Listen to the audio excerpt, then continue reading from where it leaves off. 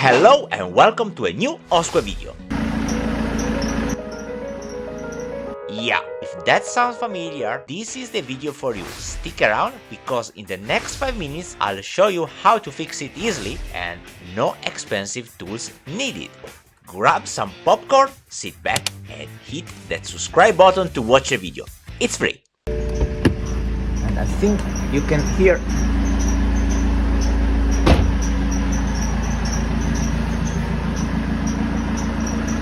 very well.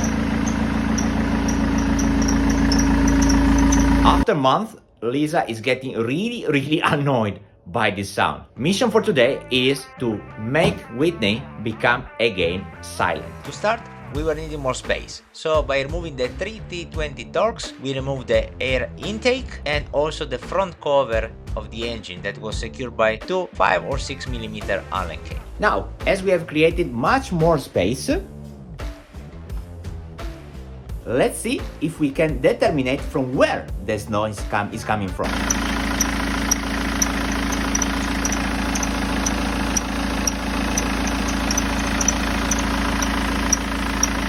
I believe you agree with me that not easy at all to determine from where the noise is coming from when the engine is running. So let's move to next. The next step was to remove the belt. So I used a T60 Torx to preload the tensioner and lock it by inserting a pin into the designated slot. Removing the belt after that was a piece of cake. Without the belt, now we can inspect all the pulleys. This is the tensioner and spins well, good but not perfect. Let's see, this pulley spins well. Air compressor seems pretty okay. Over here we have the alternator, spins well, no play. And finally we have the water pump. That is very moderate play, but nothing dramatic. Well, looks like there are no very evident pulley that is damaged, so that will make our job even more difficult. As the engine is having two belts, one for the steering pump and one for all the other auxiliaries, I will start the engine with only the steering pump belt on. Then we can exclude that the noise is coming from that part and we can focus more on this area. Let's try it. Now that is crystal clear that is the auxiliary belt making the noise, we have to dig it more to figure out from where the noise is coming from. What is worrying me more is if it's the water pump, because replacing the water pump is not really my favorite job. You know, you have to remove a lot of bits and pieces and I'm not so happy to do that. So I would like to start from the other tensioner and pulley and hopefully the problem is there. As I don't have this replacement, but the noise could come also from the tensioner itself, my plan is to clean it very well, re-grease it a bit and let's see. Done? So now let's reinstall the belt and finger crossed.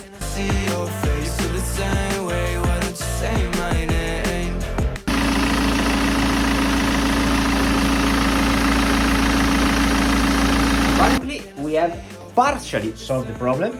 The noise has been reduced quite much. That makes me happy. Plan is, let's have Lisa to make some more miles or kilometers if you're in Europe on this car. And meanwhile, buy a new tensioner.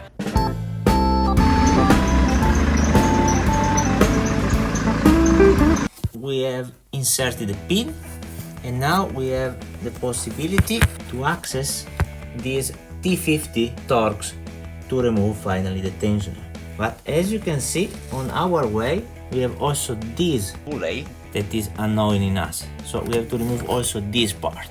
To remove this pulley is quite simple. So as you see, we need to remove it, otherwise we cannot remove the tensioner. So after we have, okay, just put aside the belt, we have removed this top and here we have a simple bolt that is securing that one. So let's remove this one and then this T50 Torx to remove the tensioner. Let's do it. Ta-da! And our tensioner is out and working in the very same last reverse order. we have installed back the new belt tensioner, the pulley. Now we have just to put the belt again in her position, retension with the T60 and remove that pin, and job is done. Job done, everything has been reinstalled. That's the moment of the truth. Take a seat here. I'm going to start the car and finger crossed we fix the problem.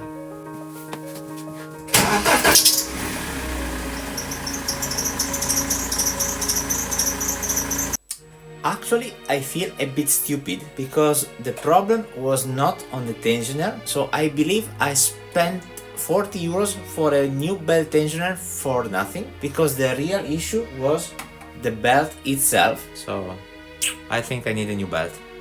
Before you can remove the Serpentine belt, you need to take off the power steering belt first. The easiest way I found is to use a cloth to unwind it, pulling it gently towards the radiator while slowly turning the engine with a 22mm ratchet. Please, please, please pay close attention to your hands to avoid injuries. And now we fit the new one. Is it correct? Yes, it's very difficult. First, you go over there, okay? Up, down. Then this goes there. Up. No, down over there, okay? Yes, yes. Okay, so this is one way, then down here, Yes. over there, Yes. okay, now over there, okay? Is Okay, now we have to go over the alternator, correct? yes.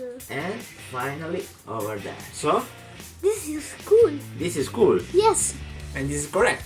See. Is it so? Yes.